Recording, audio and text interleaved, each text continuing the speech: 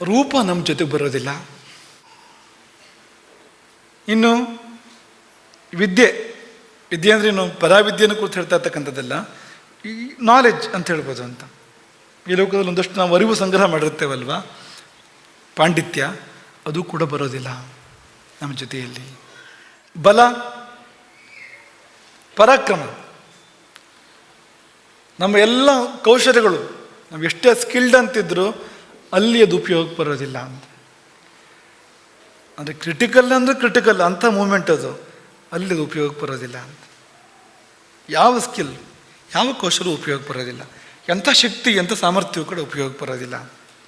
ಏನು ಬಲದಿಂದ ಹೊರಗಿಂದ ಯಾರಾದ್ರೂ ನಮ್ಮ ಆಕ್ರಮಣ ಮಾಡಿದರೆ ಉತ್ತರ ಕೊಡ್ಬೋದು ಅಷ್ಟೇ ಹೊರತು ಒಳಗಿಂದೆಲ್ಲ ಶಿಥಿಲಾಗುವಾಗ ಬಲ ಮಾಡೋದಾದ್ರೆ ಏನು ಹೇಳಿ, ಏನು ಉಪಯೋಗಕ್ಕೆ ಬರೋದಿಲ್ಲ ಅಂತ. ಹಾಗಾದ್ರೆ ಉಪಯೋಗಕ್ಕೆ ಬರೋದು ಯಾವುದು?